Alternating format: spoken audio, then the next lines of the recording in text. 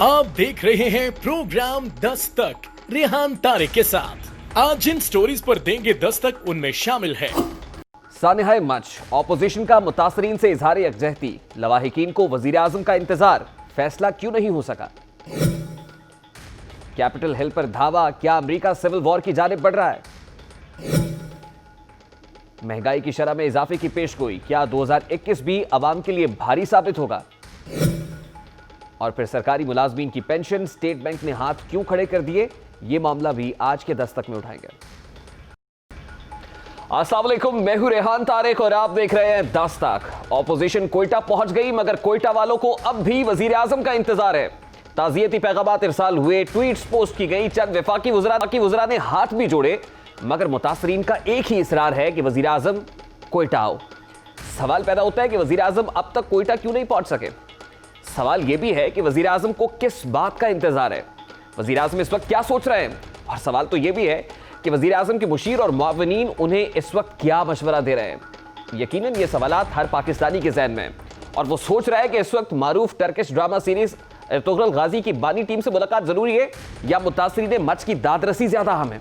आज chairman Pakistan Peoples Party Bilawal Bhutto Zardari और नायब सदर मुस्लिम लीग नून मरियम नवाज ने भी मुतासर मुमकिन ताउन की पेशकश की है, यकीन दहानी कराई है, साथ ही हुकूमत के रवैयों को भी हदफ तनकीद बनाया है। मैं इमरान खान साहब को ये कहना चाहती हूँ कि ये लाशें रख के आपके मुंतज़िर हैं। आप अपने क्या ये इनकी जो तकालीफ हैं, इनकी जो लाशें हैं, उससे क्या आपकी ईगो बढ़ी है। सिर्फ आपसे ये कह रहे हैं कि आओ हमसे बात करो, हमारे सर पे हाथ रखो ताकि हम अपनी लाशें दफनाएं। इसी हज़ारा टाउन में 100 शहीदों के लाशों के साथ एहतजाज हुआ था। आपने उस वक्त भी हमारे सामने अपने मुतालबात डाले थे, हुकूमत भी बरतरफ कर दिया। पूरा रियासत से मुतालबा करते हैं कि आपने कहा था कि हम नेशनल एक्शन प्लान का अमल दरामद करेंगे और दहशतगर्दी का कमर तोड़वाएंगे, लेकिन हमारा रियासत का नाकामी है कि अगर बहरूने मुल्क का साजिश कामयाब होकर हमारे मासूम शहरियों को कत्ल करवा रहे हैं। ऑपोजिशन तो कोयटा पहुंच गई। दूसरी जानिब सानिहाए मच से मुतालिक वजीर आजम की जेर सदारत इजलास हुआ है, जिससे वजीर आजम की कोयटा रवानगी के इम्कानात रोशन हुए, लेकिन यह इजलास भी मिलते जा रहा है क्योंकि वफाकी वज़रा और पार्टी तर्जुमान वजीर आजम की रवानगी से मुतालिक कोई भी फैसला नहीं कर सके। इजलास में मुस्तकबिल में ऐसे वाक़यात से बचने के अज़्म का इजहार जरूर किया गया। हुकूमती कवानीन के मुताबिक मुतासरीन को मुआवजा अदायगी की मंजूरी भी दी गई। पार्टी क़यादत भी वज़ीर आज़म की रवानगी से मुतालिक 2 आरामे तकसीम, लेकिन किसी हतमी तारीख पर इत्तफाक नहीं हो सकता कि वज़ीर आज़म कब कोयटा पहुंचेंगे। इस मामले पे कोई बहस नहीं है कि जो भी हुआ है वो गलत हुआ है और जो लोग जिन्होंने किया है उनको कैफरे किरदार तक पहुँचाना चाहिए। बाज़ लोग जो कि बीच में सियासत करते हैं, बाज़ कॉम्प्लिकेशन पैदा कर देते हैं। 2 साल में अगर आप समझते हैं कि हमने इसको बिल्कुल एक स्वीडन बना देना है तो मेरा ख्याल है तवक्को नाजायज़ होगी और हमारी तो पूरी यही कोशिश है कि जितनी भी इस मुल्क के मसाइल हैं वो ख़त्म हों। प्राइम मिनिस्टर जा रहे हैं कोयटा? बिल्कुल जाएंगे। अब वज़ीर आज़म को तो कोयटा रवानगी पर राजी नहीं किया गया, मगर ऑपोजिशन का मुतासरीन से इजहार यकजहती भी हुकूमत को नागवार गुजरा है और वो इस अमल को भी सियासत करार देती रही है। मरियम बीबी से ये कहना चाहती हूँ कि आप अपनी आस्तीन में छुपे उन सांपों को ज़रूर पहचाने जिन्होंने हमेशा उस दहशतगर्दी और इंतहा पसंदी की सोच को परवान चढ़ाया। वज़ीर आज़म ने हमेशा उस सोच को कत्ल किया। जो हमारे अपोजिशन क़यादत हैं उनका आमद शुरू हुआ।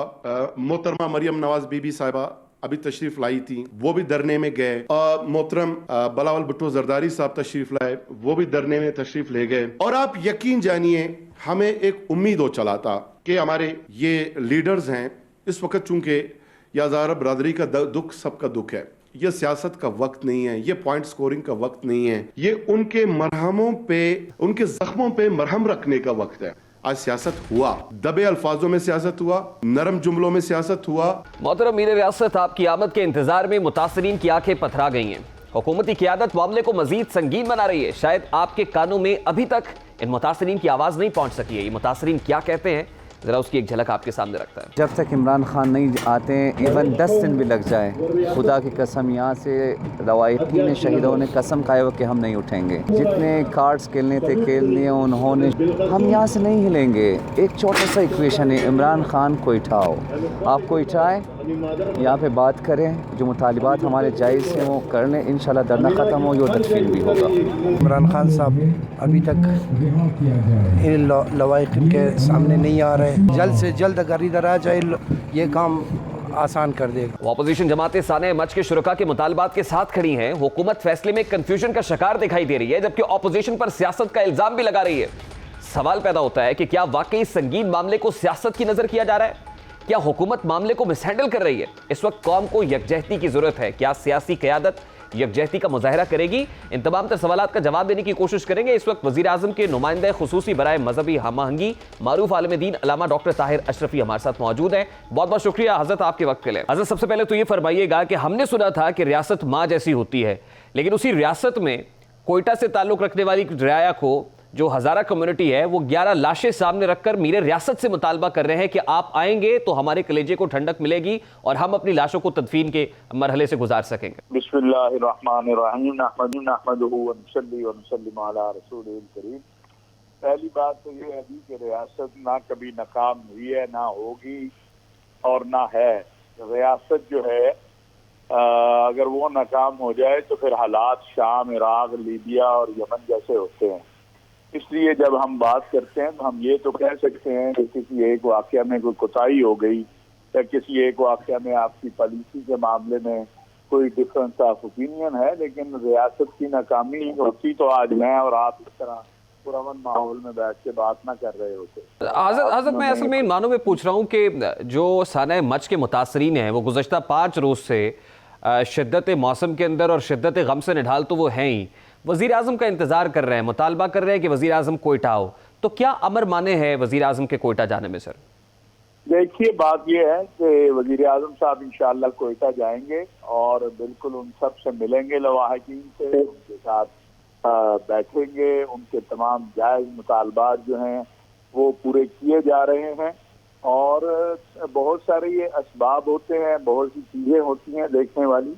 बाज़ चीज़ों को जाहिर किया जाता है, बाज़ का इंतज़ार किया जाता है।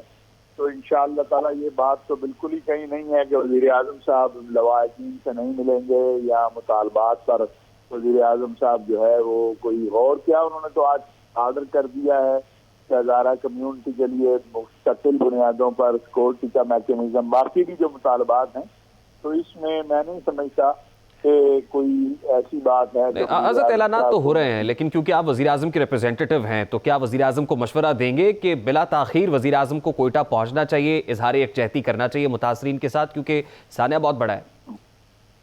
देखिए, इजहार यकजहती तो वज़ीर आज़म ने पहले लम्हे जब उन्हें इत्तला मिली उसके बाद किया है और उस पर इक़दामात भी उठाए हैं। वज़ीर दाखिला साहब पहुंचे, वफाकी वज़रा पहुंचे हैं, वज़ीर आला, सारे लोग वहाँ पहुंचे हैं और वो वज़ीर आज़म के सारे नुमाइंदे हैं, वो रियासत के नुमाइंदे हैं जो वहाँ पहुंचे हैं। इंशाअल्लाह वज़ीर आज़म साहब भी पहुंचेंगे, क्योंकि हमें बहुत सी चीज़ों को का सामना है और इस वक्त आपके सामने है कि अफगान हुकूमत में भी तकरीबन 7 से 8 लोग हैं जो अफगानी हैं, उनकी मैयतों को तलब किया है कि वो अफगानिस्तान में उनको दफनाना चाहते हैं। तो सारे अवामिल को देखा जा रहा है, लेकिन एक बात बड़ी वाज़ेह है कि ये हज़ारा के लोग नहीं हैं, ये पाकिस्तानी हैं। यानी ये एक मैं समझता हूँ कि हमें ये सोच भी बदलनी चाहिए। वो शिया हो, वो सुन्नी हो, वो हज़ारा का हो, वो बलोच हो, वो पठान हो, वो पंजाबी हो, उसको पाकिस्तानी और उसको बाज़ औक़ात मुसलमान समझ के निशाना बनाया जाता है। अभी चंद हफ्ते पहले पेशावर के अंदर एक मदरसे में बच्चों को निशाना बनाया गया था, आपके इल्म में है। उससे पहले मौलाना आदिल खान साहब को कराची में। तो ये वाक़यात आप बिल्कुल ठीक कह रहे हैं। नेशनल एक्शन प्लान की भी उसके बाद बात हुई थी। यकीनन जहां मजहबी हमआहंगी की ज़रूरत है वहीं पूरी कौम को यकजा होने की ज़रूरत है। लेकिन हज़रत, अब देखें ना, मुतासरीन जो हैं वो मशरूत कर रहे हैं कि जब तक वज़ीर आज़म नहीं पहुंचेंगे वो तदफीन नहीं करेंगे। तो आपको लगता है कि वज़ीर आज़म ना पहुंचे और फिर कायल कर लिया जाए मुतासरीन को कि वो मैयतों की तदफीन कर दे, उसके बाद वज़ीर आज़म पहुंच जाएंगे? मुमकिन है, क्योंकि वज़रा पहुंचे, हाथ भी जोड़े, उनसे गुजारिश भी की है, रिक्वेस्ट हो रही है, लेकिन वो बार बार यही कह रहे हैं कि अगर वज़ीर आज़म नहीं आते तो फिर इस्लामाबाद की तरफ मार्च करेंगे हम मैयतें लेकर।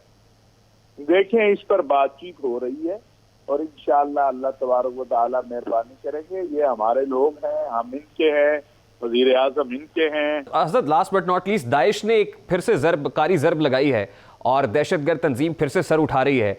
आपको क्या लगता है सर, हमारी काउंटर स्ट्रैटेजी क्या होनी चाहिए और किस तरह से निबरदाजमा हो सकते हैं? और जैसे बताया जा रहा है सिक्योरिटी थ्रेट्स भी हैं, ऐसे मौके पर कौम के लिए क्या पैगाम है?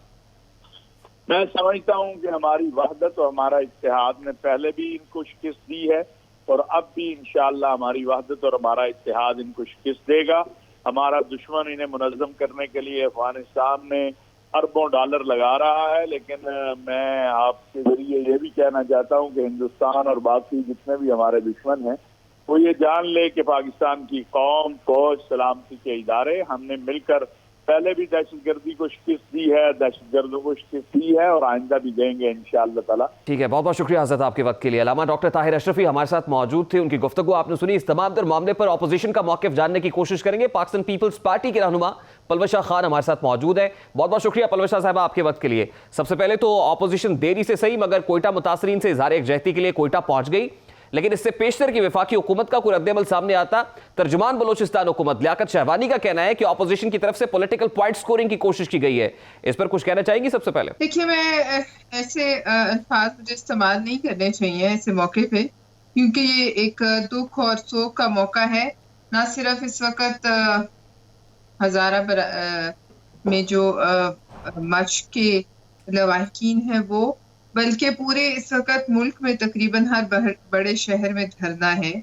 और बलूचिस्तान हुकूमत के जो भी हैं ये साहब, मैं इनको पहले नहीं जानती, अभी इसी हुकूमत में देखा है शहवानी साहब है कि वो इस किस्म की गुफ्तगू कर रहे हैं कि यानी खुद वो किसी के दुख दर्द में जो है वो शामिल नहीं हो सकते, और इतने बड़े साने के बाद वो ये एक्सपेक्ट करते हैं कि दूसरे अगर ऑपोजिशन लीडर्स वहां जाए तो चूंकि उनकी नाअहली और संगदिली इस फेडरल गवर्नमेंट की और प्राइम मिनिस्टर की सामने खुल के आती है, लिहाजा वो ये उनको ये बात खल रही है कि बाकी भी ना जाए।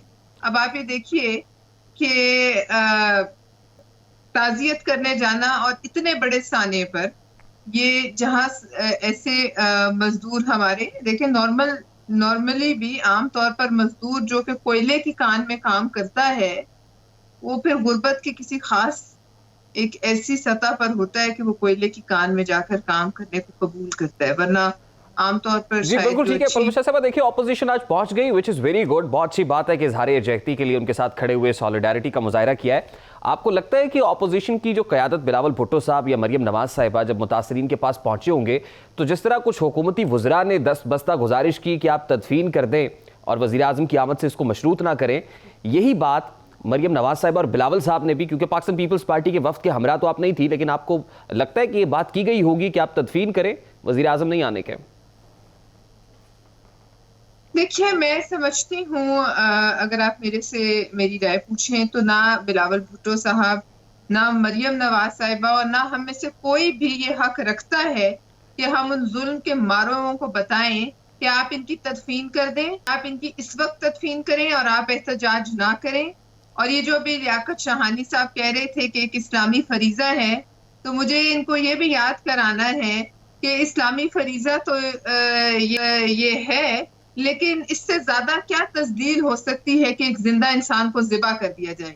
और जिस हुकूमत के दिल में ये दर्द ही ना हो कि वो उर्तगल गाजी है कि क्या है, जिसकी एक्टर्स की टीम से आज वजीर आजम साहब मुलाकात कर रहे थे, कल यूट्यूबर से कर रहे थे, आज इन्होंने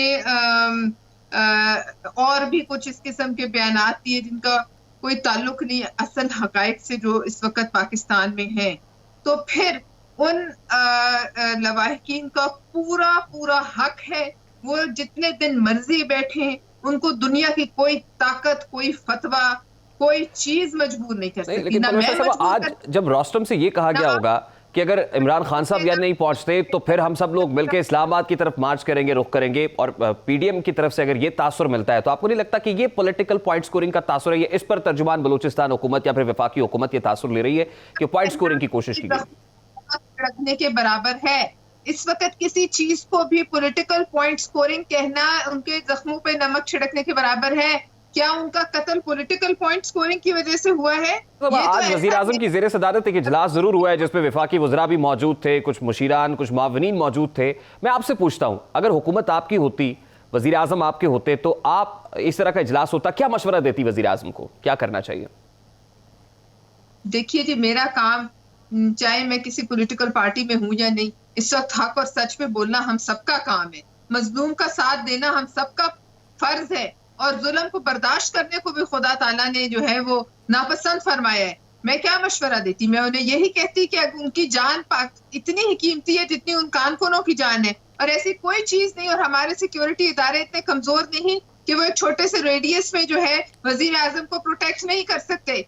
और अगर कोई वहां इस किस्म के हालात है कि किसी की जान महफूज नहीं, तो फिर वजीर आजम पाकिस्तान पे इन्हीं के वोटों से आए हैं, उनकी जान की वही हैसियत है जो ये काम पाकिस्तानी की है। आपको क्या लगता है, ऑपोजिशन के तौर पे आप हुकूमत से क्या मुतालबा करते हैं? क्या सूबाई जो मुतालबात 8 मुतासरीन ने रखे हैं, ये जिसमें सूबाई हुकूमत के जाने का मुतालबा भी है और वजीर आजम के आने का मुतालबा भी है, इसमें ऑपोजिशन भी कोई मुतालबा ऐड करेगी आज वो फील लेने के बाद? देखिए, हमने इनसे क्या मुतालबा करना है, हमारे मुतालबे तो वो एक सेपरेट चीज चल रही है, लेकिन इनको ये एहसास चूंकि नहीं है कि सब पूरे पाकिस्तान में एक सिक्योरिटी सिचुएशन है। जो हालात हैं वो आपके सामने है। ये इस्लामाबाद में अच्छे पॉश सेक्टर्स में लोग लुट रहे हैं, तो आम जगहों पे बताइए क्या हालात होंगे। लेकिन उनको शायद इसलिए समझ नहीं आ रही कि ये डीजे बट वाला धरना नहीं, ये आंसुओं और दुखों और गमों का धरना है। तो मेरा तो मुतालबा इनसे कुछ नहीं है। हम मुतालबा करेंगे तो फिर हम चीफ ऑफ आर्मी स्टाफ से कहते हैं, हम DGISI से कहते हैं कि वो खुद वहां तशरीफ ले जाएं। और वही असल बात तो ये है कि इन प्राइम मिनिस्टर साहब को इतने रिडंडेंट हो चुके हैं कि इनको यहाँ बिठाए रखें, आप प्राइम मिनिस्टर हाउस में बिठाएं, बन्नी गाला बिठाएं, कोहे हिमालय की चोटी पे बिठा दें, कोई फर्क नहीं पड़ता। ठीक है, बहुत शुक्रिया पलविशा साहब आपके वक्त के लिए। पाकिस्तान पीपल्स पार्टी की रहनुमा पलविशा खान हमारे साथ मौजूद थी। अभी एक ब्रेक लेंगे और ब्रेक के बाद जब वापस आएंगे तो फिर बात करेंगे क्या अमेरिका में सिविल वॉर का खतरा बढ़ गया है, इस आम मामले पर बात करेंगे। प्रोफेसर डॉक्टर आदिल नजम अमेरिका से हमारे साथ मौजूद होंगे। इस ब्रेक के बाद हमारे साथ रहिए।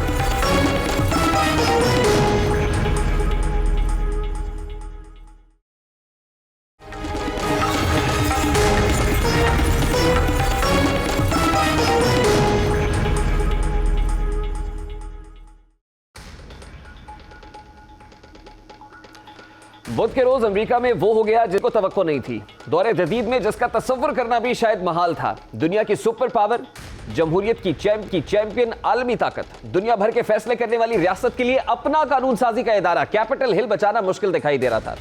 कैपिटल हिल यानी अमरीकी पार्लियामान पर उस वक्त धावा बोला गया जब जो बाइडेन की बतौर सदर तौसीक के लिए अमरीकी कांग्रेस के दोनों ऐवानों का इजलास जारी था। सैकड़ों की तादाद में मुजाहिरीन अमरीकी झंडे उठाए, यूएसए के नारे बुलंद करते इमारत में दाखिल होते हैं। हुजूम हमें ट्रंप चाहिए के नारे भी बुलंद कर रहा होता है। हुजूम के सामने कानून नाफिज करने वाले इदारे भी बेबस दिखाई दे रहे होते हैं, जबकि सेनेटर्स कुर्सियों के नीचे छुपकर जाने बचाते हैं। बाद मुजाहिरीन मुसल्लह थे और वो कांग्रेस की इमारत के अंदर घूम फिर रहे थे। चंद मुजाहिरीन ने खुद को महफूज रखने के लिए बॉडी आर्मर्स पहन रखे थे और वो पुलिस के साथ पुरतशद्दुद हंगामा आराई करने में मसरूफ दिखाई। एक और शख्स स्पीकर नैंसी पेलोसी के दफ्तर में घुसकर तोड़-फोड़ करता रहा। क्या मंजर दिखाई दिया, जरा उसकी एक झलक आपके सामने भी रखता है। We had an election that was stolen from us. It was a landslide election. USA! USA! USA! USA!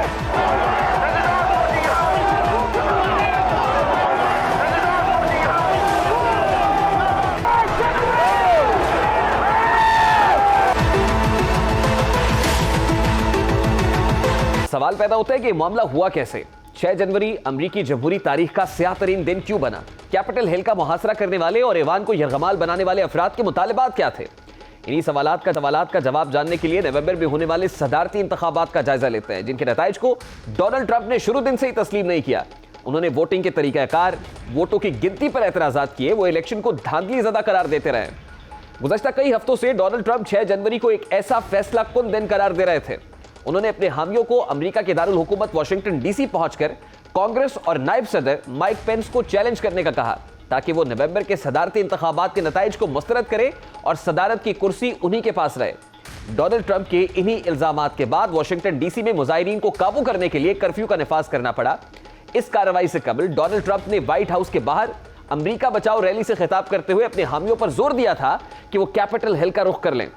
उन्होंने कहा था कि हमारे मुल्क ने बहुत सह लिया है, अब मजीद सहना मुश्किल हो जाएगा, अब सहा नहीं जाए। जब हालात काबू से बाहर हो गए तो अमरीकी सदर को मुजाहिरीन को घरों में जाने की अपील करना पड़ी। अमरीकी सदर ने बिलाखिर मुजाहिरीन से क्या कहा, उसकी एक झलक भी आपके सामने रखता है। I know your pain. I know you're hurt. We had an election that was stolen from us. It was a landslide election, and everyone knows it, especially the other side. But you have to go home now. We have to have peace. We love you. You're very special. You've seen what happens. You see the way others are treated that are so bad and so evil. I know how you feel. इस सब हंगामा राई के बावजूद अमरीकी कांग्रेस ने Joe Biden के ओहदे की तौसीक कर दी है। नौमुंतखब सदर जो बाइडेन ने मईशत पर अपनी एक तयशुदा तकरीर को छोड़कर इस्तेक़दाम की मजम्मत की है और इसे बगावत से ताबीर किया है। उन्होंने कहा है कि यह हमारी जमहूरियत पर एक ऐसा हमला है जिसकी जदीद दौर में कोई मिसाल नहीं मिलती है। उन्होंने कहा कि यह आज़ादी के किले यानी कैपिटल हिल पर एक हमला है। Scenes of chaos at the Capitol do not reflect a true America, do not represent who we are. What we're seeing are a small number of extremists dedicated to lawlessness. This is not dissent, it's disorder, it's chaos, borders on sedition, and it must end now. अब यहाँ सवाल पैदा होता है कि क्या ये हमला अमरीकी हुकूमत के लिए गैर मुतवक्के था? अगर खदशात मौजूद थे तो कानून नाफिज करने वाले इदारों ने हंगामी इकदाम क्यों नहीं उठाए? क्या हामियों की जानिब से कैपिटल हिल पर हमले के बाद ट्रंप के खिलाफ कार्रवाई हो सकती है? क्या अमरीकी जमहूरियत पर हमला जमहूरी ममालिक के लिए खतरे की घंटी है? क्या अमेरिका सिविल वॉर की जानिब बढ़ रहा है? ऐसे बहुत सारे सवाल हैं जिनका जवाब देने की कोशिश करेंगे। इस वक्त अमेरिका से प्रोफेसर डॉक्टर आदिल नजम हमें ज्वाइन कर रहे हैं, उनसे बात करते हैं। बहुत बहुत शुक्रिया आपके वक्त के लिए। डॉक्टर साहब, सबसे पहले तो ये कहिएगा, अमरीकी पार्लियामान पर ट्रंप के हामियों का धावा, फिर उसके बाद कर्फ्यू का नफाज, जो कुछ हुआ, क्या इसकी तवक्को थी या आप समझते हैं कि इंतहाई गैर मुतवक्के था? तवक्को की बात मैं इसलिए कर रहा हूं कि अमरीकी सदर ट्रंप की जानिब से जो हालिया बयानात सामने आ रहे थे उससे एक तवक्को तो की जा रही थी कि ऐसा कुछ ना कुछ हो सकता है। देखिए, गैर मामूली तो यकीनन है कि ना सिर्फ ये धावा था, ये हमला था, और ना सिर्फ हमला था, ये कब्जा था। तो अगर आप सोचें कि अमेरिका की जो पार्लियामेंट है, जिसको आप कांग्रेस या कैपिटल कहते हैं, उस पर ना सिर्फ उन्होंने हमला किया, ये बाकायदा हमला था, लेकिन उसके बाद कब्जा भी कर लिया ना। आपने देखा कि जिस तरह वो जो स्पीकर की चेयर है उस पर आके वो बैठ गए, उन्होंने पैर ऊपर रख लिए, उन्होंने अपनी तस्वीरें खिंचाई, जो सामान था उसको उठा के ले गए। तो ये सिर्फ उस लेवल की बात नहीं है कि ये धरना शरना था, ये धरने से कहीं ज्यादा एक हमला था। उस लिहाज से ये यकीनन गैर मामूली है। ऐसी चीज हम तारीख में नहीं देखते, ऐसी चीज हम रोजमर्रा खुसूसन अमेरिका जैसे मुल्क में नहीं देखते। ये किसी भी मुल्क में अगर हो, किसी भी मुल्क में अगर हो, तो ये एक आलमी खबर होगी, लेकिन ये दुनिया की सबसे पुरानी जमहूरियत में थी। लेकिन अगर ये गैर मामूली था, इसका ये मतलब नहीं है कि ये हैरत अंगेज था। इन अ वे कोई सरप्राइज नहीं थी, हमें ये पता था कि कुछ ना कुछ होगा। क्या होगा ये नहीं। डॉक्टर साहब, जिस तरह के बयान डोनाल्ड ट्रंप दे रहे थे और उन्होंने पेट्रियट्स को कहा कि आप कैपिटल हिल की तरफ मूव कीजिएगा अगर खुदा ना खास्ता हमारी तवक्कुआत के बरक्स नताइज होते हैं, तो क्या इंटेलिजेंस इदारे और खासतौर पे कैपिटल हिल पुलिस इस हवाले से तैयार नहीं थी? क्योंकि हमें तो कोई तैयारी नहीं दिखाई दी और जो प्रोटेस्टर्स थे वो अंदर तक पहुंच गए। देखें, एक तरह से तैयार नहीं थे, एक तरह से ये कि इन चीजों की तैयारी करना बड़ा मुश्किल काम होता है। ये अगेन हम अपने मुल्क में जानते हैं कि बाद में ये सोचना कि यूं कर लेते या वैसे कर लेते आसान होता है, उस वक्त करना मुश्किल था। और तीसरी चीज ये है कि यहां तो अब हमें ये पता लग गया कि डोनाल्ड ट्रंप ने खुद जो था उन फोर्सेस जो आ सकती थी रोकने के लिए, जो सेमी मिलिट्री फोर्सेस थी, उनको मना कर दिया।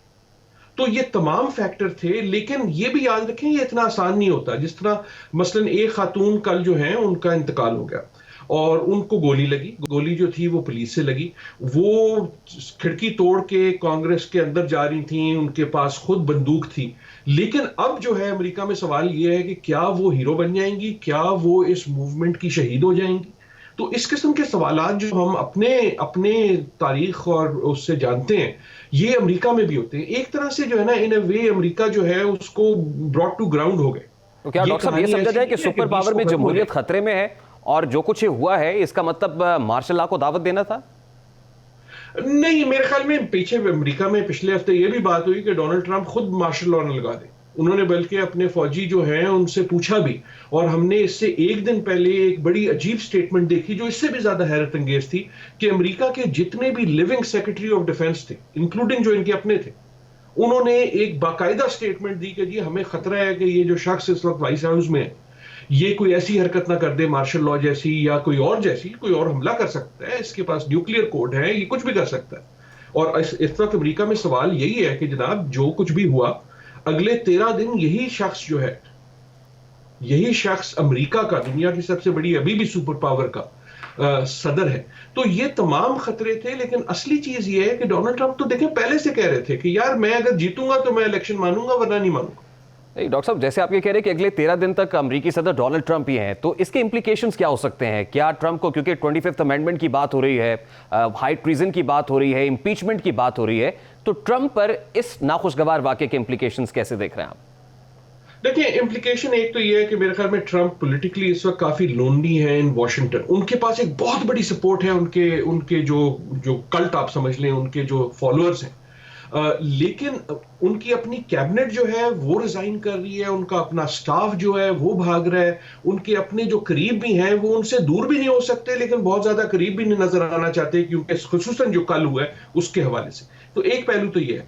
दूसरी चीज ये है कि ये जो 25 क्लॉज 25 है, ये हो तो जरूर सकती है, लेकिन इसका अमूमन मकसद ये होता है कि अगर किसी वजह से मेडिकली अनफिट हो जाए प्रेसिडेंट, तो फिर कैबिनेट के आधे अरकान अगर फैसला करें कि जनाब इसकी जगह वाइस प्रेसिडेंट को या किसी और को सदारत दे दो इन अगले दिनों के लिए, तो वो हो सकता है। लेकिन उस पर अगर सदर इतराज करते हैं तो फिर वो वापस कांग्रेस के पास जाना होगा, जहां उस पर वोट होना होगा। इंपीचमेंट की बात भी हो रही है, एक बार पहले भी हुई है, बल्कि पूरी इंपीचमेंट प्रोसीडिंग्स हुई, सो वो भी हो सकता है। अगर हम वन बाय वन इसको देख ले सर, 25th अमेंडमेंट की जहां तक बात है, जितनी बड़ी तादाद में रेजिग्नेशन खुद सदर की टीम में से आ रहे हैं, क्या ऐसी को मूव चल सकती है? और फिर ये सवाल भी किया जा रहा है कि क्या 2024 के अंदर फिर डोनाल्ड ट्रंप जो है वो बतौर सदारती कैंडिडेट इसको कंटेस्ट कर सकते हैं? तो वो सिर्फ मेरा ख्याल इंपीचमेंट की सूरत में ही हो सकता है। अगर इंपीचमेंट होती है तो फिर शायद वो कंटेस्ट नहीं कर पाएंगे, दूसरी सूरत में शायद वो फिर से रन कर रहे हो। जी, एक तो इसके आपने बिल्कुल बहुत अच्छी बातें की, बिल्कुल दुरुस्त सवाल पूछे। देखिए, एक तो चीज ये है कि क्या वो दूसरी इलेक्शन में फिर से लड़ना चाहेंगे? वो तो यकीनन चाहेंगे, उनकी उम्र उस वक्त और ज्यादा हो जाएगी, लेकिन वो जरूर चाहेंगे। अगर वो खुद नहीं चाहेंगे तो वो अपनी औलाद में से बेटी या बेटा जो है उनको भी आगे पेश कर सकते हैं। तो यकीनन ट्रंप साहब की सियासत जो है वो जारी रहेगी। अगर इम्पीचमेंट होती है, इसीलिए मेरे ख्याल में आर्टिकल 25 से ज्यादा जो है शायद इम्पीचमेंट का एक और मूव हो। इम्पीचमेंट का एक असर ये होगा कि दिन तो उनके पास 13 रह गए, लेकिन वो अगली इलेक्शन ना लड़ सके। और इसमें शायद कुछ रिपब्लिकन्स भी शायद यही चाहें। जो 25A है उसमें कॉम्प्लिकेशन ये है कि एक तो उसका पर्पस ये नहीं है, दूसरा वो करना इतना आसान नहीं है, लेकिन हो सकती है और इस वक्त यकीनन सीरियस बात हो रही है। अब ये मजाक नहीं रहा। ठीक है, बहुत शुक्रिया डॉक्टर साहब आपके वक्त के लिए। प्रोफेसर डॉक्टर आदिल नजम हमारे साथ मौजूद थे। यहाँ एक ब्रेक लेंगे, जिसके बाद बात करेंगे कि 2021 महंगाई से सताई आवाम के लिए कैसा साल साबित होगा। इस मामले पर बात होगी इस ब्रेक के बाद। हमारे साथ रहिए।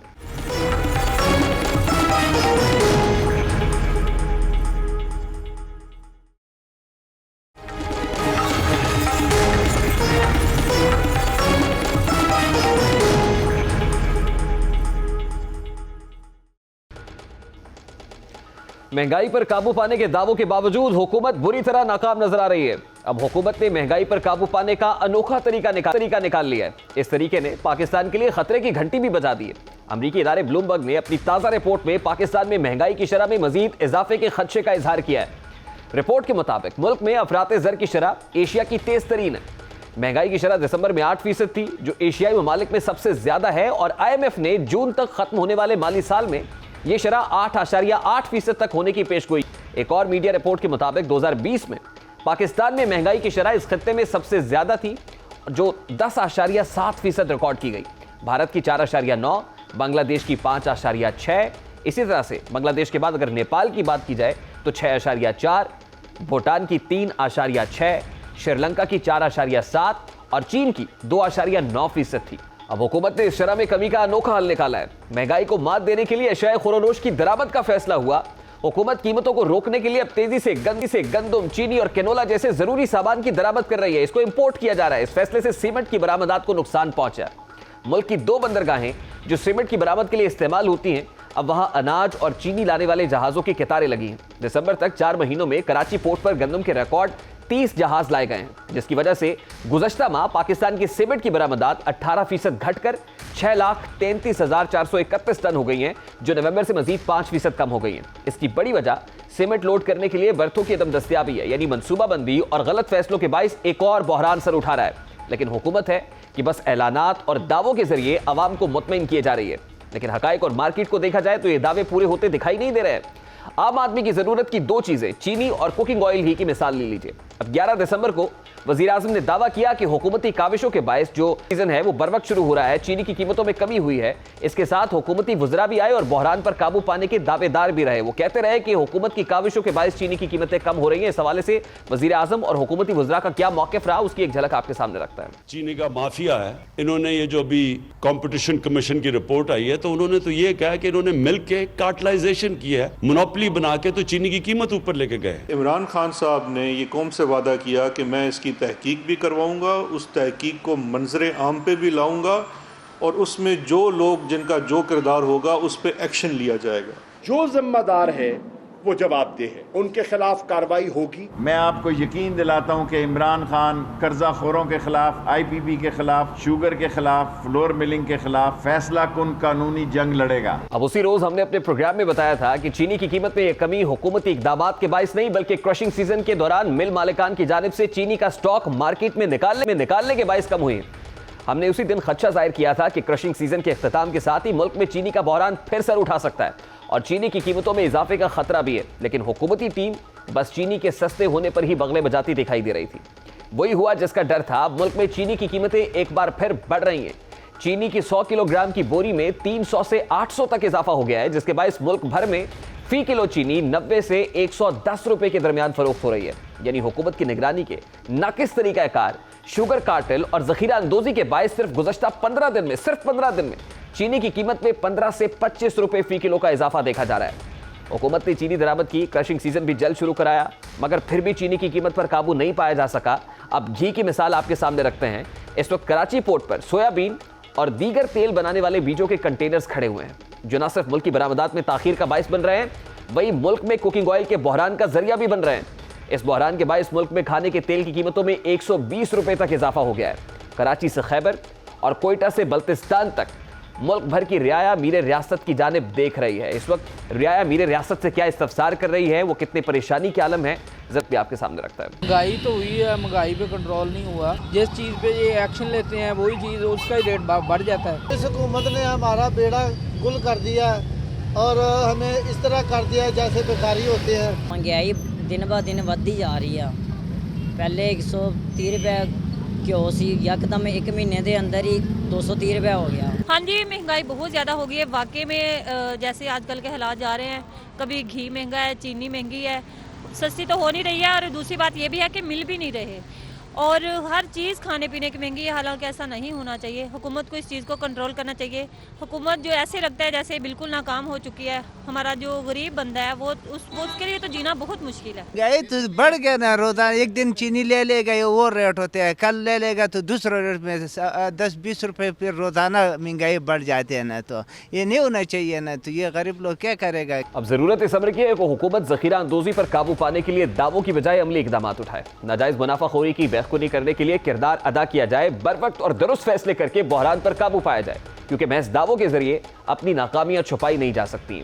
अगर मीर रियासत आवाम को रिलीफ पहुंचाने में संजीदा है तो उन्हें बेहतरीन मनसूबाबंदी और बर वक्त फैसलों को अपनाना होगा। बारकैफ क्या ऐसा होता है, ये तो वक्त ही बताएगा। या एक ब्रेक लेंगे और ब्रेक के बाद जब वापस आएंगे तो फिर बात करेंगे कि स्टेट बैंक ने पेंशन अदायगियों से हाथ क्यों खड़े कर दिए हैं और पेंशनर्स के लिए एक और बहरान कैसे सर उठा रहा है। इस मामले पर बात होगी इस ब्रेक के बाद।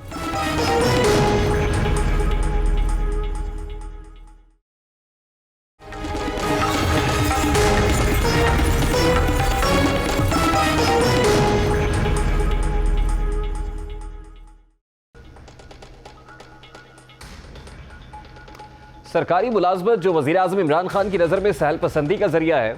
आम आदमी सरकारी मुलाजमत इस वजह से लेता है ताकि काम किए बगैर तनख्वाह ले सके, मराहत से फ़ायदा उठा सके और ज़िंदगी की तमाम आसाइशें हासिल कर सके। एक सरकारी मुलाजिम के बारे में वज़ीर-ए-आज़म की क्या राय है, सबसे पहले वो राय आपके सामने रखते हैं। और ये जो एक आसान रास्ता लोग ले लेते हैं, मेरे पास कई आते हैं जी मुझे जी सरकारी नौकरी दे दो। मैं कहा क्यों सरकारी नौकरी चाहिए, बस जी पेंशन लग जाएगी, आएगी, काम करो या ना करो तनख्वाह मिल जाएगी। ये जो रास्ता होता है तबाही का रास्ता है। वज़ीर-ए-आज़म इमरान खान सरकारी मुलाजमत को तबाही का रास्ता करार देते रहे हैं और आज स्टेट बैंक ऑफ पाकिस्तान ने सरकारी मुलाजमीन की पेंशन को मईशत के लिए खतरे की घंटी करार दे दिया है। स्टेट बैंक ने पेंशन निजाम की बेहतरी के लिए हुकूमत को तजवीज़ देने के साथ साथ सरकारी मुलाजमीन के रवैयों पर भी तनकीद की है। स्टेट बैंक की रिपोर्ट के मुताबिक गुज़श्ता 10 सालों के दौरान बड़ी तादाद में सरकारी मुलाजमीन रिटायर हुए हैं, जिसके बायस मुल्क से पेंशन की रकम इकट्ठे किए जाने वाले टैक्स का 18.7% हो गई है, जो कि 2011 से कबल उठने वाले अखराजात से 2 गुना है।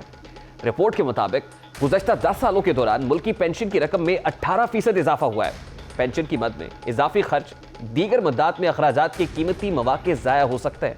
अब सवाल पैदा होता है कि अखराजात में अचानक ज़्यादा इजाफा क्यों हो रहा है? माजी की निस्बत मुलाजमीन की पेंशन बोझ क्यों बन गई है? इसका जवाब भी स्टेट बैंक ने अपनी रिपोर्ट में दिया है। बैंक के मुताबिक गुज़श्ता 10 सालों के दौरान कबल अज़ वक्त रिटायरमेंट के रुझान में इजाफा हुआ है। सिर्फ जनवरी 2019 में रिटायर होने वाले ग्रेड 16 के मुलाजमीन का 60% ऐसा था जिनकी उम्र 60 साल से कम थी, जबकि ग्रेड 16 से नीचे के मुलाजमीन में यह शरह 67% है। कबल अज़ वक्त रिटायरमेंट की 3 बड़ी वजूहात हैं। अगर ग्रेड 16 का एक मुलाजिम अपनी मुद्दत पूरी करके रिटायर हो तो उसे बुनियादी तनख्वाह का 158% मिलता है। अगर वही मुलाजिम 50 या 55 साल की उम्र में रिटायर हो जाए तो इसे तनख्वाह का 200% इजाफी मिलता है। रिपोर्ट के मुताबिक फैमिली पेंशन में इजाफा भी मुल्क की मईशत के लिए खतरनाक साबित हो रहा है। 2011 में फैमिली पेंशन पर 3.5 बिलियन अखराजात आते थे, जो कि अब बढ़कर 28.6 बिलियन तक पहुंच चुके हैं। रिपोर्ट में कहा गया है कि रिटायरमेंट के लिए 60 साल उम्र की हद दीगर ममालिक के मुकाबले में इंतहाई कम है, इसलिए पेंशन अखराजात को कम करने के लिए रिटायरमेंट की उम्र की हद में इजाफा किया जाए। साथ ही फैमिली पेंशन के खात्मे की जरूरत पर जोर भी दिया गया है। एक सरकारी मुलाजिम कबल अज़ वक्त रिटायर हो या अपनी मुद्दत मुलाजमत के खात्मे पर नौकरी से सुबकदोश हो, जरूरी है कि उसकी खिदमत का उसे बेहतरीन सिला दिया जाए और मुल्क की तरक्की के लिए उसके किरदार को सराहा जाए ताकि वो अपना बुढ़ापा पुरसुकून गुजार सके। तभी हकीकी फलाही रियासत का ख्वाब शर्मिंदा ताबीर हो सकता है। ये तो था आज का दस्तक। आपसे मुलाकात होगी इंशाअल्लाह कल। अपना रखिएगा ख्याल। अल्लाह हाफ़िज़।